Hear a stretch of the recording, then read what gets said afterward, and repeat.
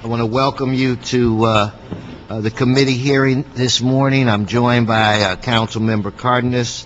What we're going to start out today, we're going to do things a little different. We don't have a quorum. I'm hopeful that we might. So we'll take items 1 and 2. And before I ask the commissioners in waiting to come forward, if you could read the items, and then I have public comment on those items. What I'm going to do is allow, instead of the 1 minute, we'll do the 2 minutes, and when the public comes forward, they can speak about, items 1 or 2 or both, however they want to do it. So if you could read the items. Okay. Item 1, which is in council today, communication from the mayor relative to the appointment of Ms. Kimberly Freeman to the Housing Authority of the City of Los Angeles for the term ending June 6, 2013. Item 2, also in council today, communication from the mayor relative to the appointment of Mr. Dennis F. Hernandez to the Housing Authority of the City of Los Angeles for the term ending June 6, 2014. All right. So how we're going to do this, we're going to start off with Steve Diaz, Francisca Machado, and James Porter, and Rosa Roman, if they could come forward. Oh, and I should let you know that item 3 will be continued. There's some paperwork that we need to receive that we have not received, so we will be continuing item 3. Start off with Mr. Diaz. Committee Chairman Wesson, if I could just point out one quick thing. We might need translation up here for some of the speakers, so I'm going to stay up here and be able to translate on their behalf. I just want to clarify that for you. Thank you, and we can start his clock. Yes, Mr. Cardenas. Hold on one second. I want to thank you for doing that. Also, we try to provide translators as much as we can. Obviously, there's a lot of committees. That's one of the reasons why we don't have a quorum. There are other committees going on right now, so we really appreciate your efforts. There's also something that I want to clarify as well. Some of us council members can translate sometimes, but we're not allowed to. When you really think about it to the nth degree, council members interpreting, what somebody's saying or what have you, somebody could construe that wrong or what have you. So we really appreciate your efforts and your willingness to help us out. Thank you. Thank you, Steve. But right now, you're up. You're at the plate.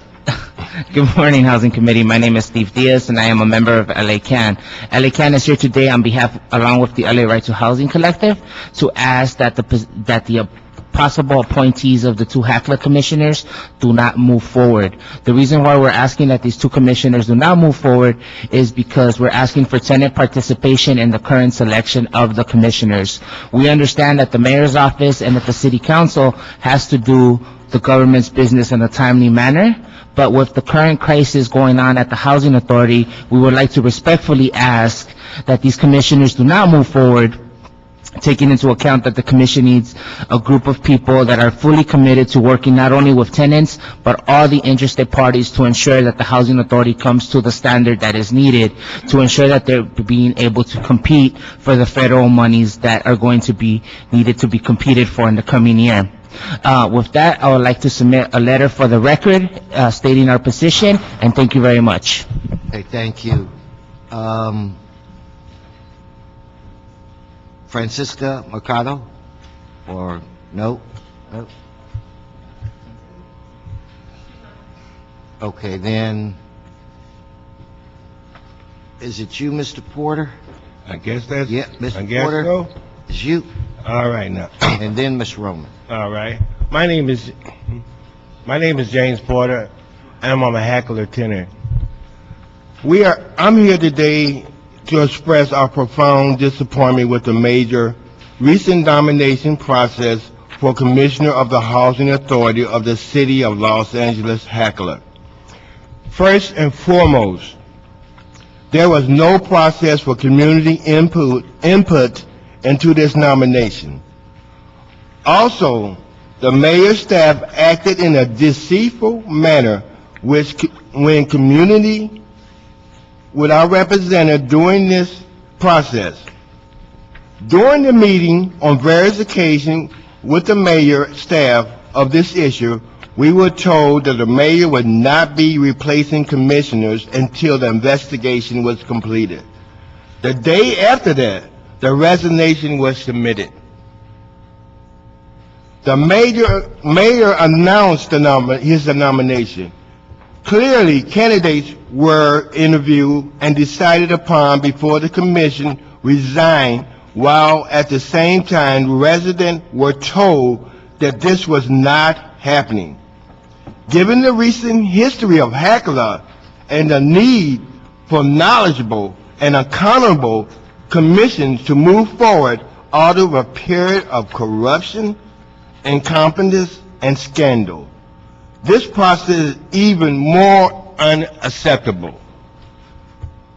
Resident leaders in the collective have been working tirelessly to have a Democrat and accountable Hackler. So what I say to this, also, we're still here for the rent freeze too. Okay. We're joined by Councilmember Alarcon. So, Mr. City Attorney, we do have a quorum. And is that Ms. Roman?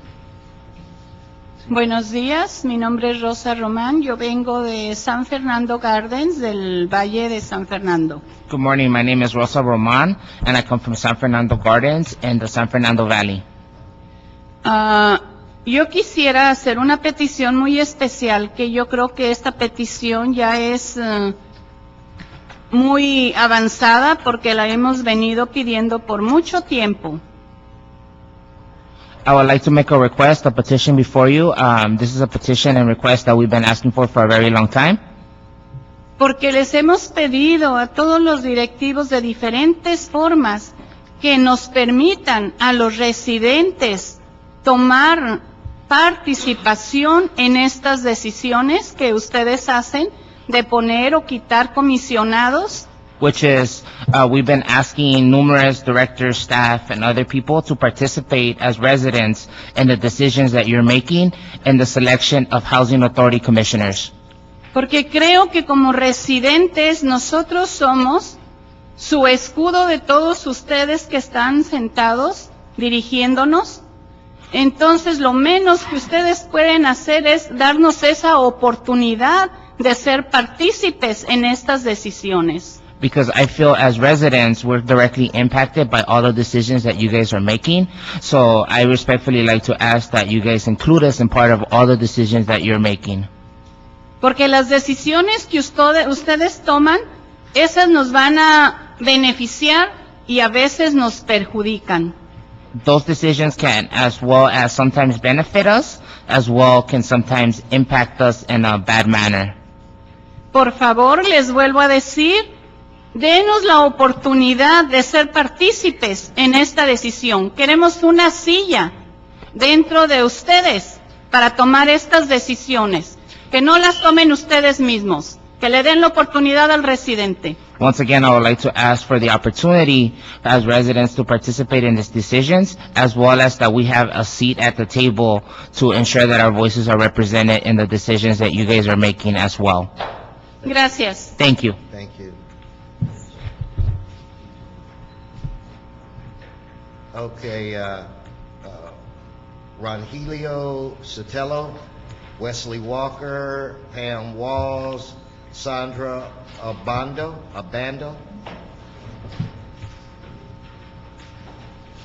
Thank you for your translation. Appreciate it. Good job. That's actually pretty accurate.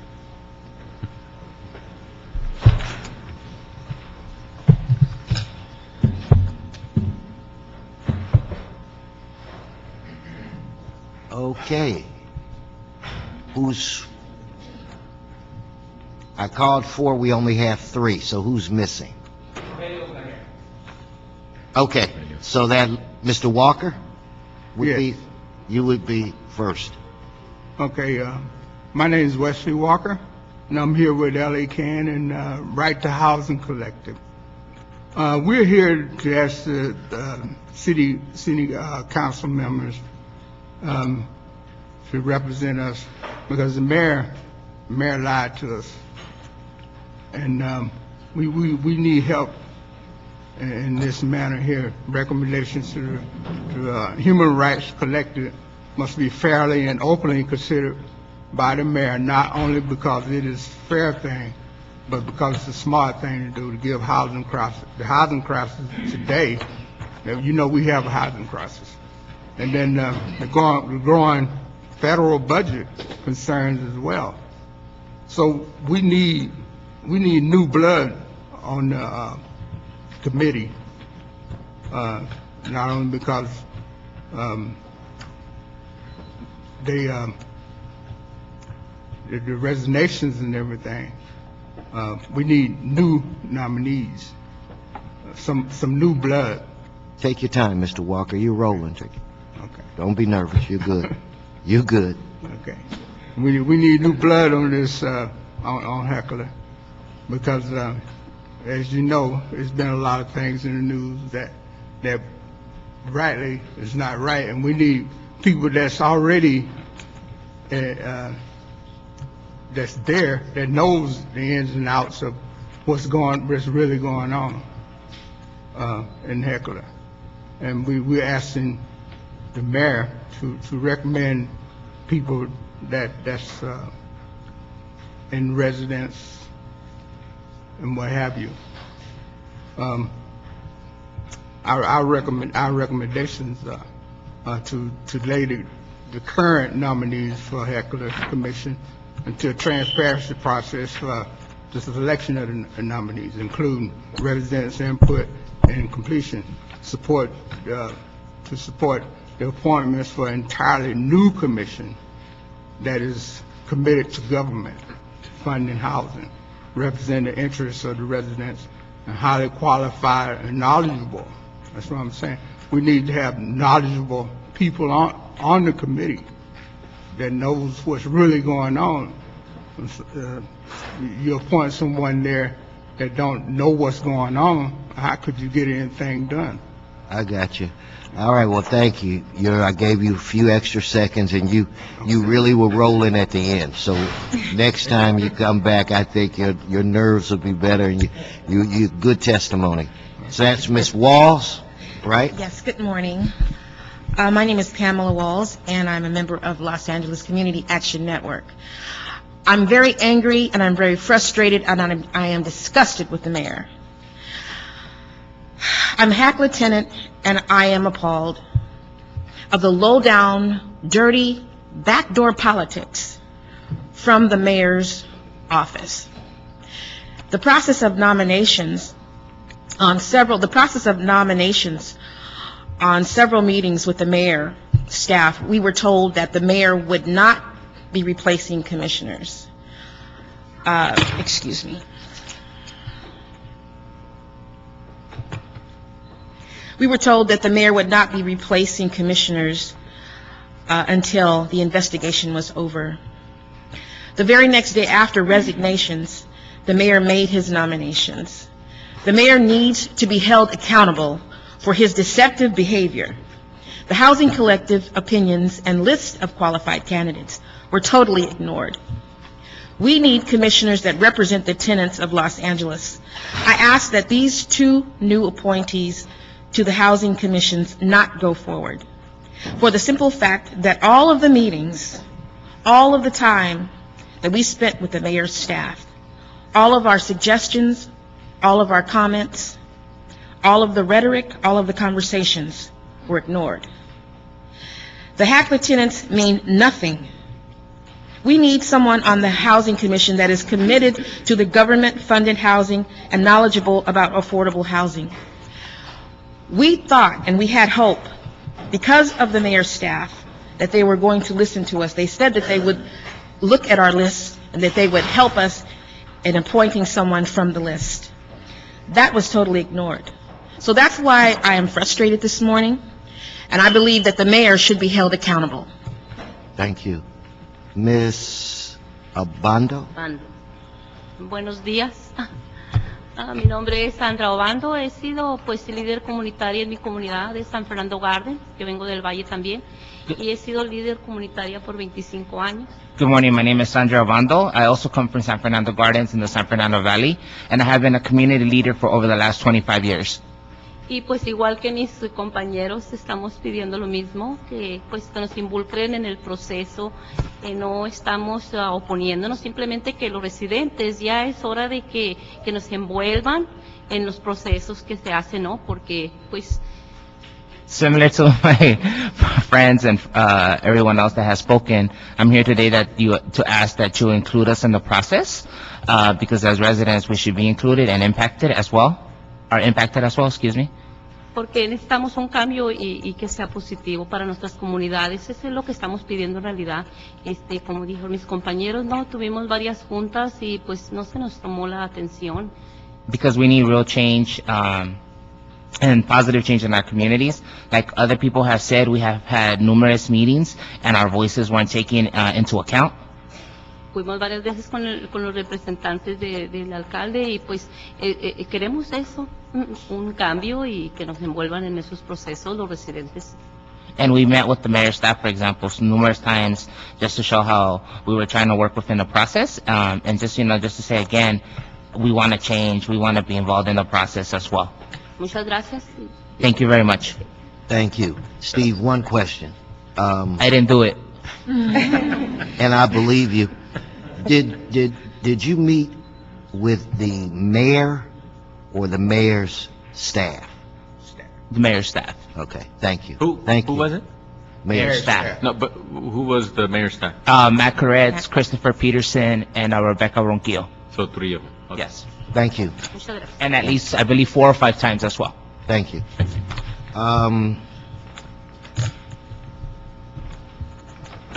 I suggest that you guys try to have some communication, attempt to have some communication with the mayor directly. But we have 2 individuals today that appear to have all of the qualifications necessary to serve this city and serve it well. So I'd ask Ms. Freeman and Mr. Hernandez to please come forward.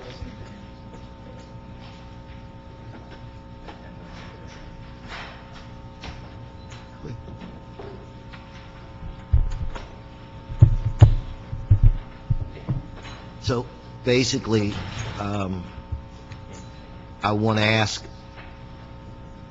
you to say a little bit about yourselves, why you want to serve,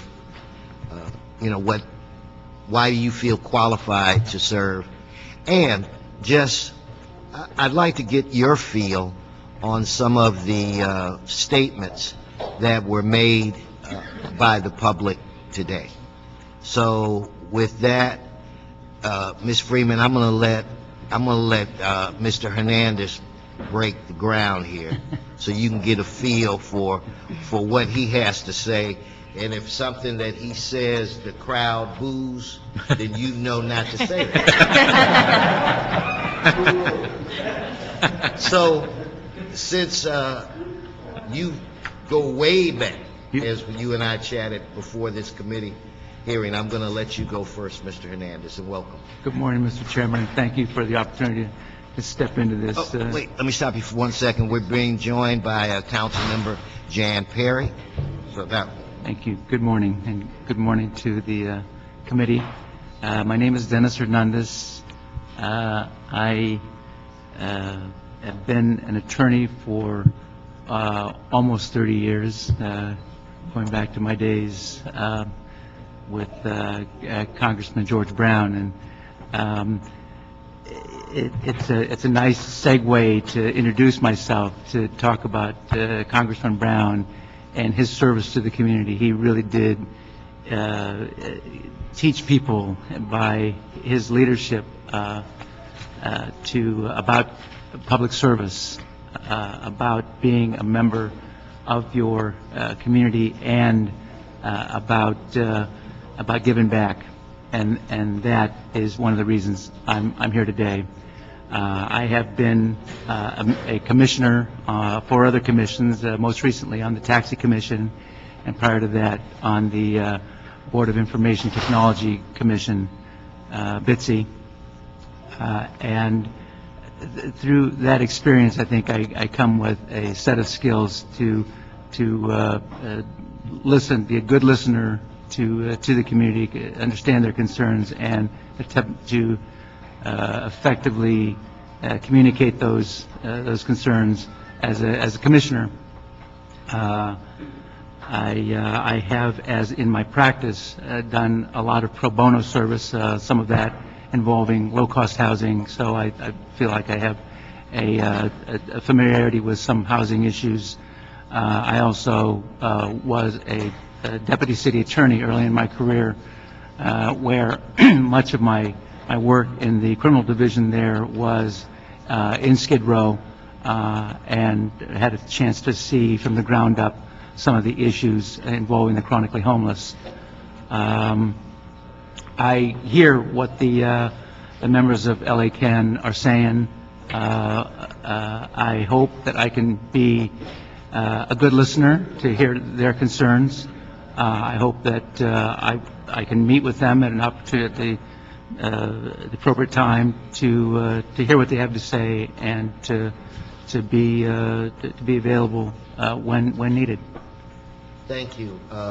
I didn't hear any boos, by the way. Now, when one guy said speaking to the mic, so let's make sure that you pull the mic a little closer, Ms. Freeman, and then Mr. Cardenas, after Ms. Freeman, I'll let you jump in.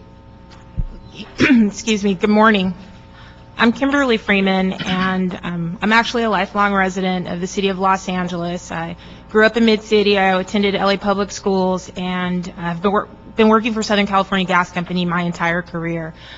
So the issue of serving the public and providing good, actually excellent customer service is not something that I take lightly. It's very much a part of my DNA as a member of the Southern California Gas Company family. I've served on a city commission before. I served on the Quality and Productivity Commission for 4 years, and that commission was charged with looking at how to provide effective and efficient delivery of city services. So I have some background in understanding the different processes in the city. I'm also a public policy graduate from USC, and I have a keen interest in serving in this capacity. I'm actually excited about this opportunity. I, too, appreciate the comments expressed today by all of the stakeholders represented here, and I, like Dennis, would like to spend my time out in the community to really hear the needs of the constituents and see how it can be of service to the entire community and the entire city of Los Angeles. I consider myself to be a problem solver. I also have an engineering degree that I earned first before I went to graduate school in public policy. And this is an area that I think is quite important to the quality of life for not just the residents of the housing developments, but also all residents in the city of Los Angeles. So I'm looking forward to serving. Thank you. And before I recognize Mr. Cardenas, it is my gut feeling that a lot of the individuals that came here today, that it's not so much a protest against you. It is a communication breakdown. Some of them, and I'm trying to choose my words very carefully, but that this was their forum, their opportunity to voice their concerns. Given the backgrounds of both of you and the commitment that I thought that I heard from you, I would be hopeful that you would be able to cultivate a relationship with these residents, the people that you'll, oversee a lot of the policies that affect them. I would hope that in time that you would aggressively try to cultivate a relationship with them. I'm impressed with both of your backgrounds, and it would appear to me that you're both qualified. But with that said, I want to turn it over to other members of the committee to make statements or ask questions. And a few minutes ago, Mr. Cardenas was chomping at the bit to. So let's see what profound statements that he has in store for us. Mr. Cardenas. Thank you very much. I want to thank both of you for your volunteerism. You're going to be putting in a lot of hours, and it's going to be free of charge for the people of Los Angeles. I want to thank you ahead of time. Thank your families as well. They're going to see you less. Mr. Hernandez, what kind of pro bono work have you been engaging in lately? Well, let's see, I've worked for law firms for about the last 25 years. Part of my commitment as a lawyer is to do pro bono service.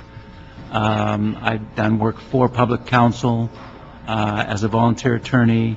I've done some immigration work on the side, and specific to the issue of housing, there was a client that I represented, LA Housing Renaissance Corporation, that was really involved in attacking slum housing, going after landlords who were maintaining slum housing, and we did some pretty effective work in trying to get landlords to clean up housing.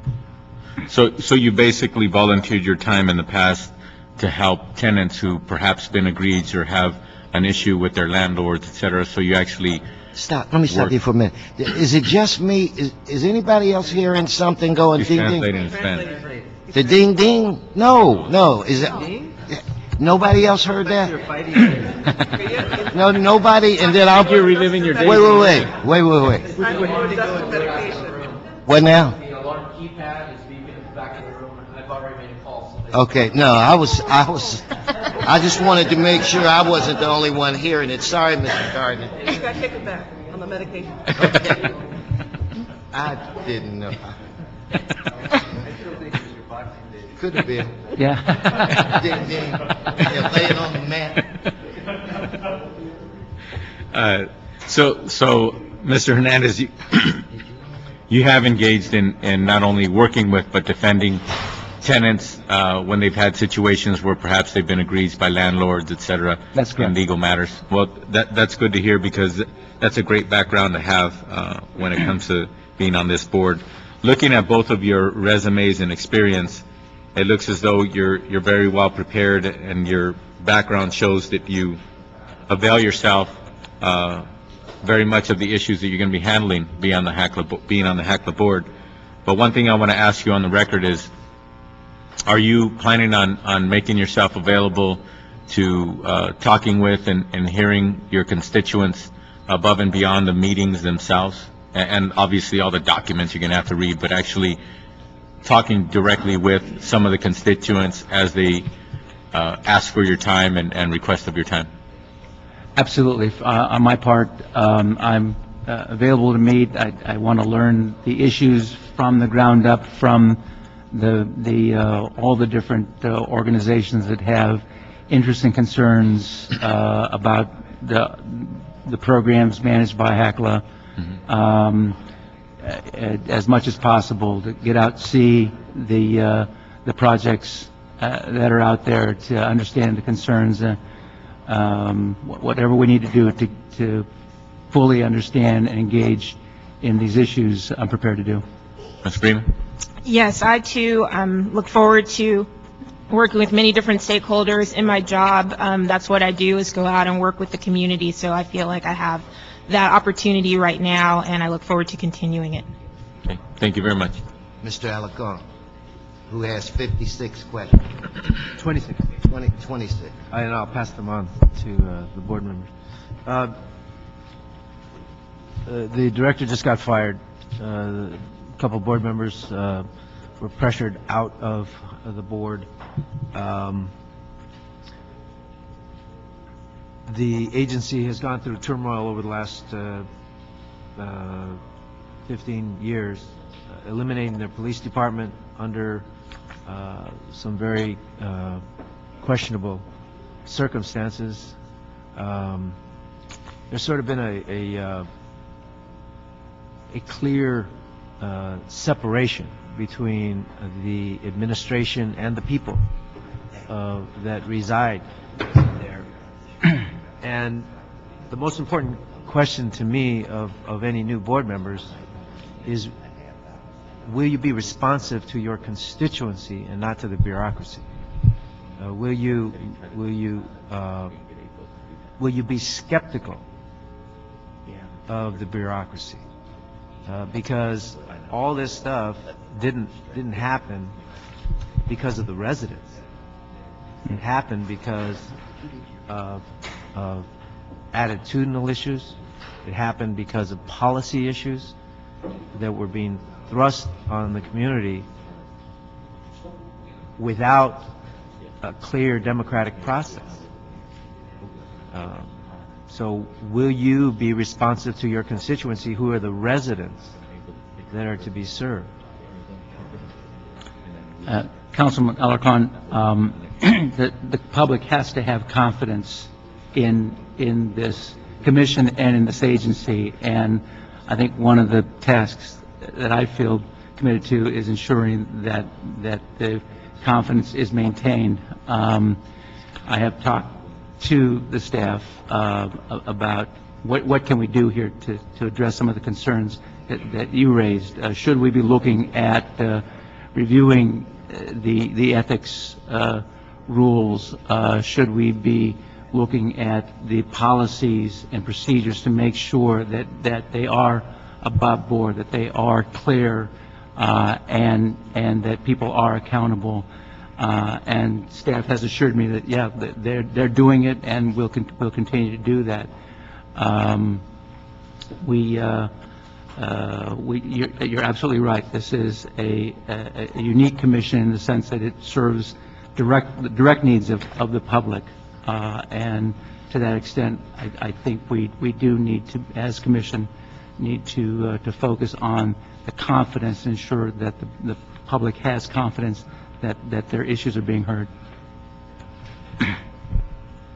And I too share the same concern to be able to listen to the public and to incorporate all the input that we're receiving from stakeholders in good governance and stewardship of the Housing Authority. I just read an article this morning about leadership, and the two traits that were highlighted in the article were courageousness and being having farsightedness. And so I feel like to be forward-looking and also to be courageous in this role as a HACL commissioner is something that I will bring to the role.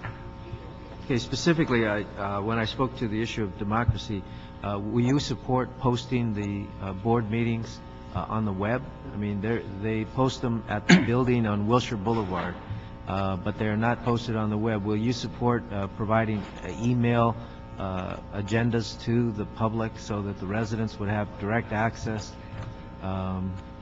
There is a settlement. Do you agree to do that? Absolutely.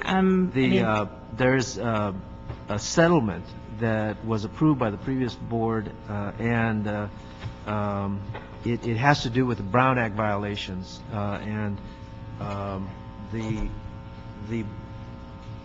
allegations contained in that lawsuit are that the board does not meet regularly because people fail to show up, and so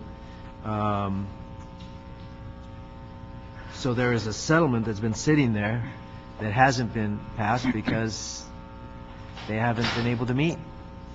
That's an interesting irony.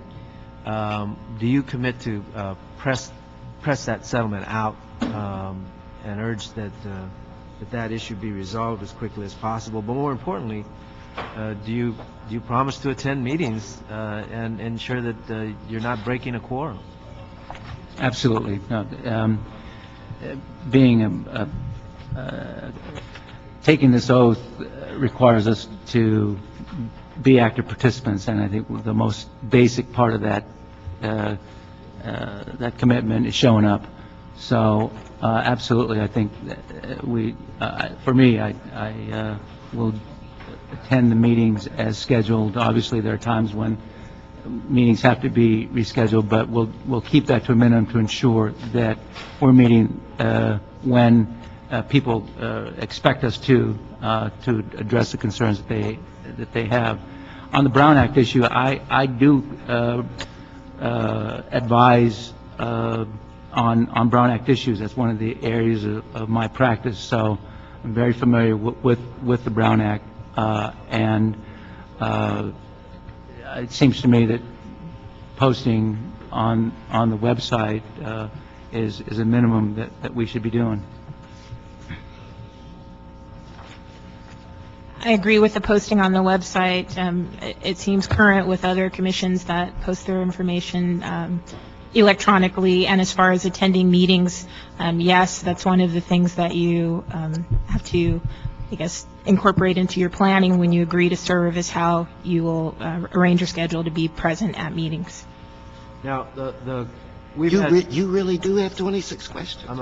I do, but I'm not going to ask them all. I'm just going to ask... I thought you... I'm trying to get them all into... I thought you were funning. This ain't fun. But I've talked to all three of the nominees, and I explained that the critical problems that I perceive at the agency have more to do with policy issues that are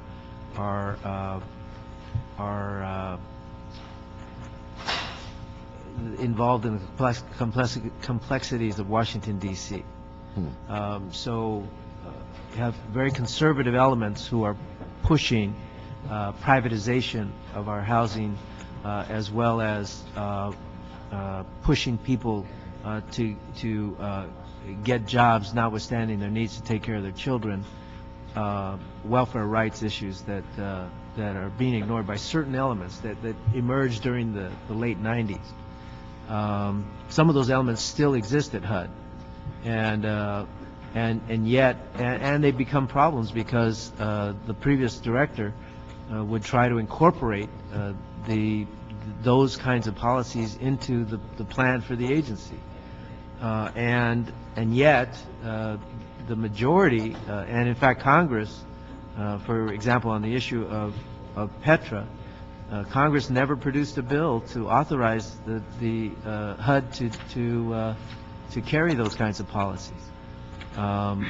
So the question is, will you explore a better understanding of those federal policies individually, as opposed to just listening to staff and following their direction, which I believe has been inculcated with very conservative thinking that is not in the interest of the residents, and not in the interest of quality of life for the people that reside there, but more driven by bean counting and economics. Will you investigate these policies, Petra? Will you investigate I got to get this other concept, because these are really at the HOPE program. There's one that tries to force women to work without consideration of their need to take care of their kids. Moving to work program. Will you? I'm not asking you to espouse my position on it, but I need for the board members to understand what those policy issues are really driven by. It's not driven by statute. It's driven by the Tea Party and very conservative elements, and we have to provide service. Anyway, will you agree to study those policies independent of just taking it from the staff? And I got to tell you this: the previous board of directors was essentially a rubber stamp for the administration, as opposed to driving. You talked about courageous leadership. They were completely espousing whatever the administration was telling them to espouse.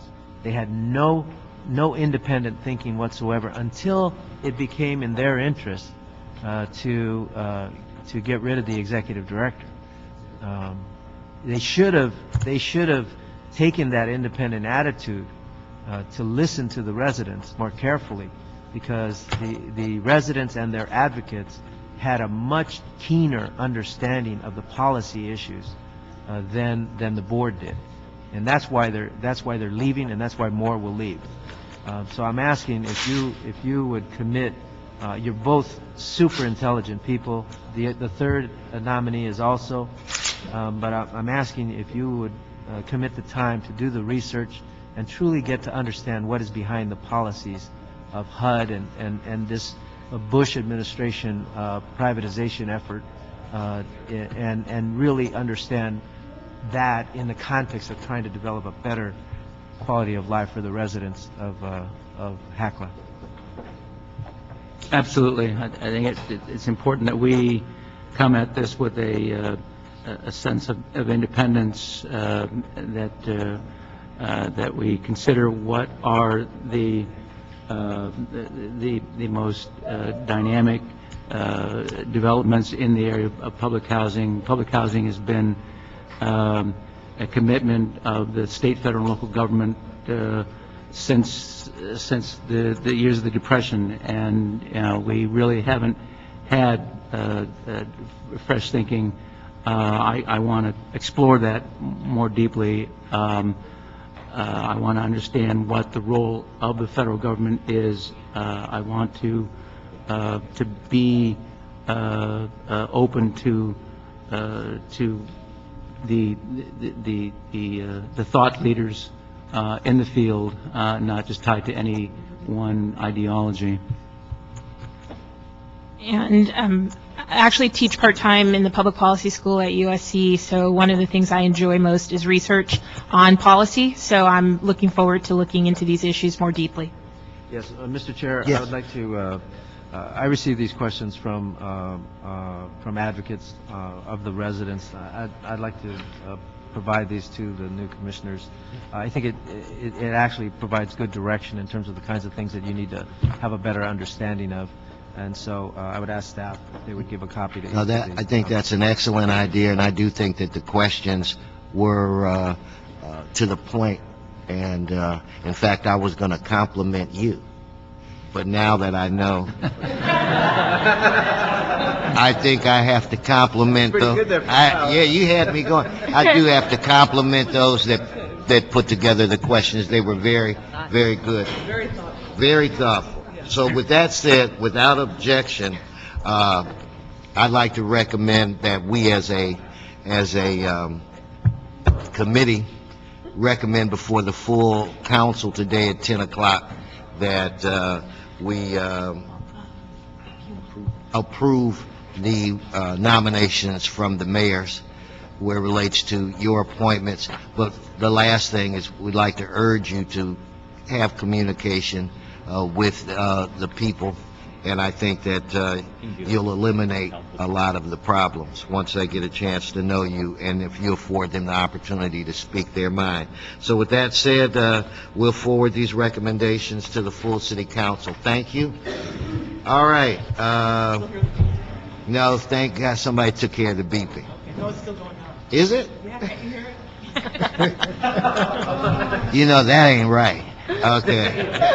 Now, Anne Marie, Yes. we'll go to the other items.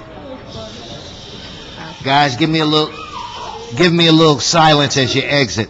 We're going to continue item 3 unless there's an objection. So if you could read item 4.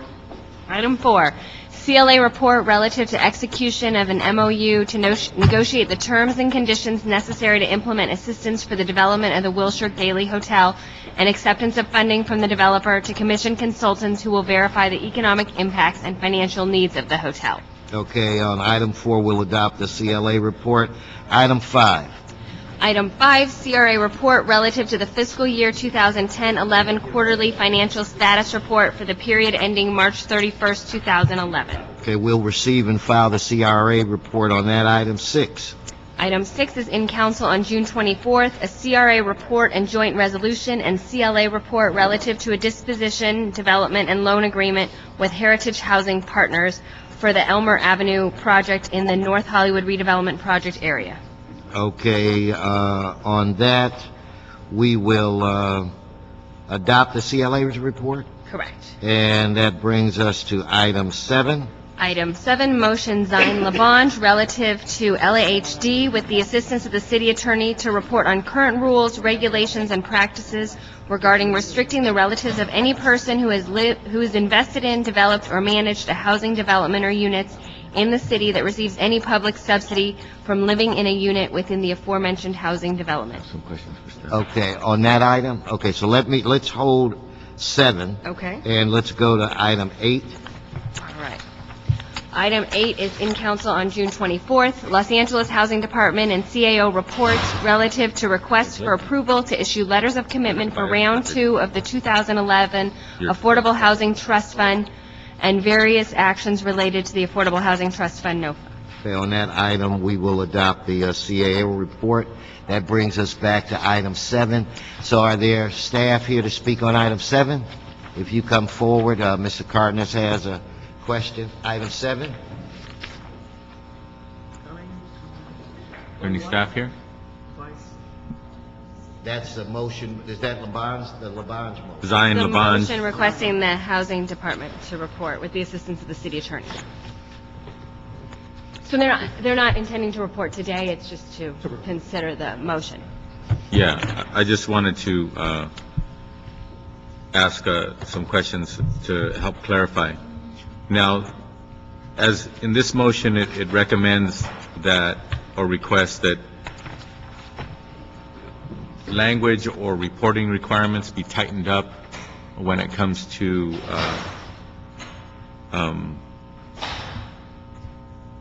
whether or not relatives of people who are either on the board or have decision-making authority when it comes to housing projects take place, that there be some kind of reporting requirement or, disclosure requirement on those matters. That being the case, how would that come about, and where would those kinds of changes be made? In what documents and by what body or individuals could it be done administratively? Does it take a vote of the board? I'm not sure I know the process. I can tell you that within the department, it would be the occupancy monitoring unit that would monitor occupancy. We probably would have to have some language for decision makers to affirmatively disclose family members, because we won't necessarily know by somebody's name whether or not they're related. It seems kind of awkward and rude that you would go around saying, by the way, and ask them 10 different questions as to whether or not they're related to a board member or a developer or what have you. So I would assume it would be a proactive requirement on behalf of decision makers, policy makers within the system on a board basis or per housing project basis, et cetera. And whenever we've made any changes or restrictions or what have you, have we ever labeled them based on a particular incident? Like if changes are made on this, could they be called like the Stotzer rule or something? I would have to defer to the city attorney on the naming.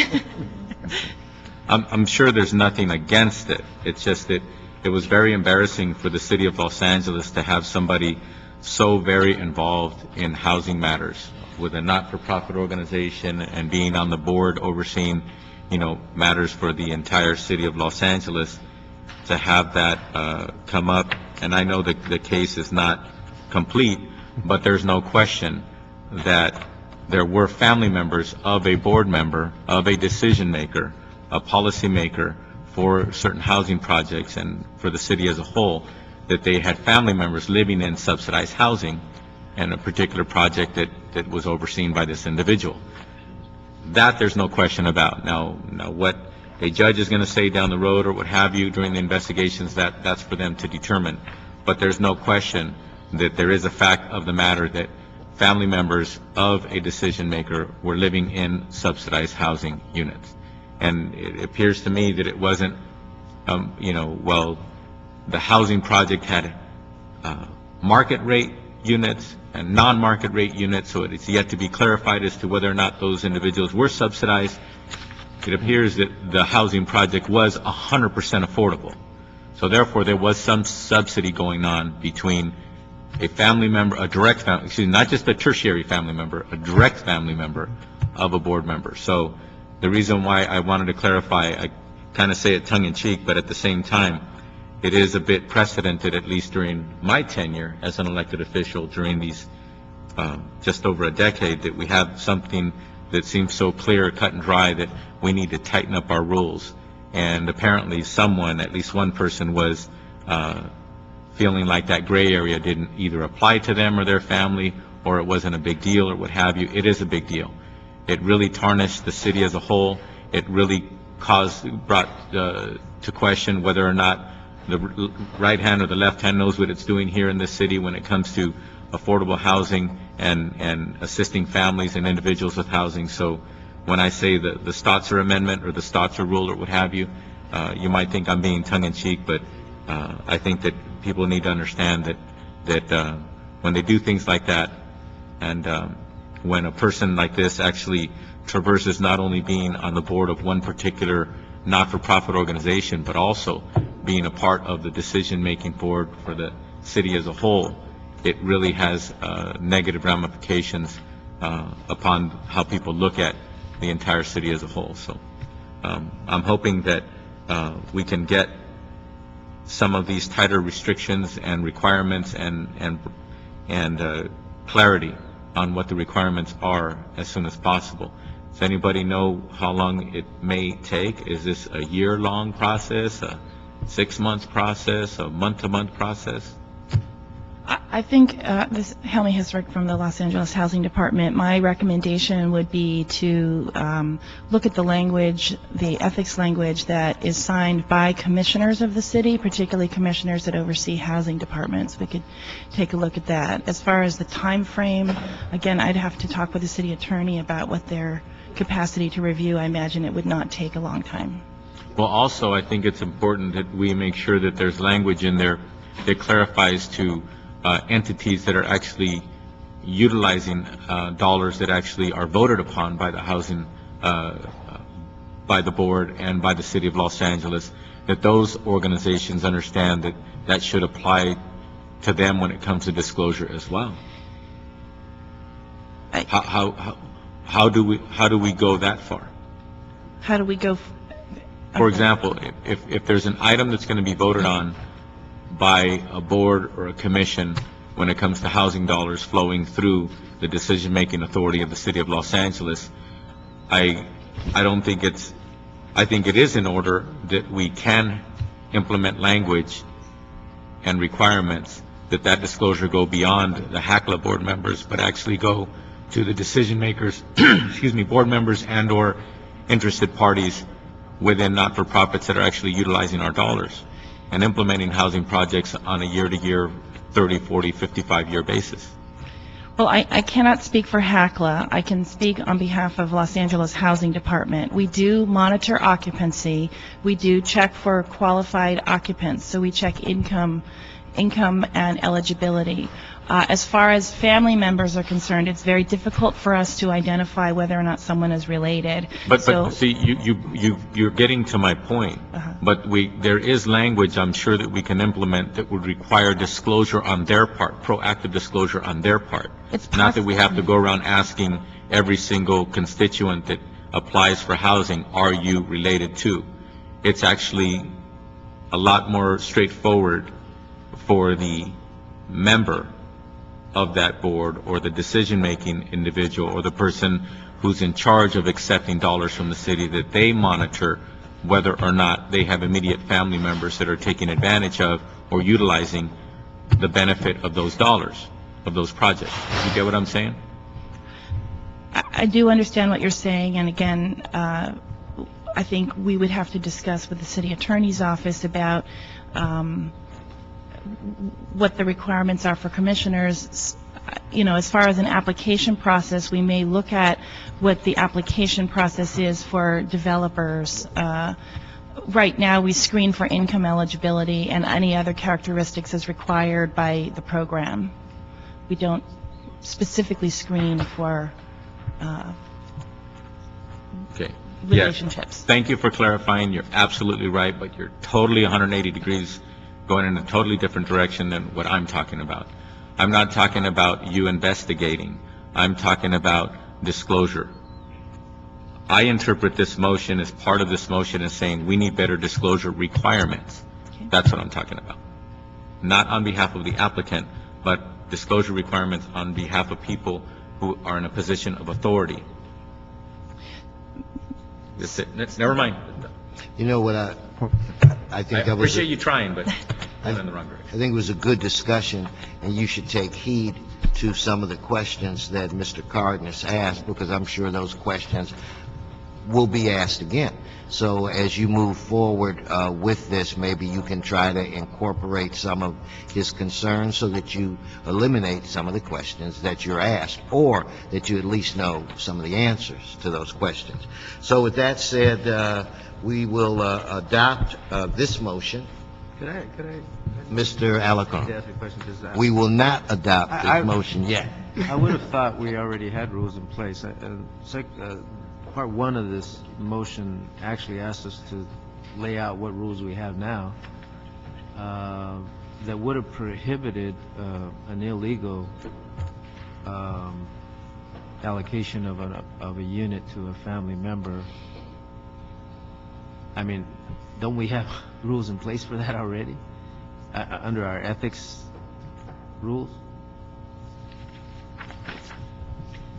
Isn't there a conflict of interest? We don't have we looked at our regulations pursuant to this specific incident, and we don't have any regulations that restrict. The particular incident that's being referred to, the occupants are in units that were made affordable through our land use, through a density bonus or land use covenants. So if the city does not, to our knowledge, have any restrictions or prohibitions on anything other than income eligibility for those. So we do check for income eligibility. And you're doing the same thing with me that you did with Tony. I'm asking the city attorney, don't we have rules against conflict of interest? And don't they apply to all commissioners? Yes or no? I would assume yes. First of all, Adrian Garcia, I'm not from the city attorney. I'm from council member Dennis Zines' office. Oh. So, like I am posing. Good today.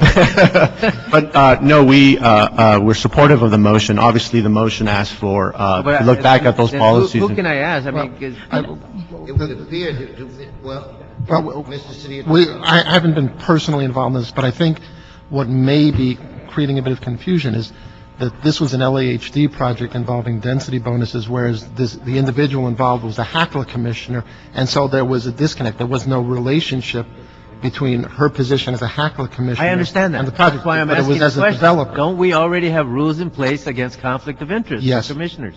And the But question it may here not have is- applied in this case, but we'd have to check, but we would check with the ethics, with our ethics council. It could be on that the I forms. know that, but that's not what I'm asking.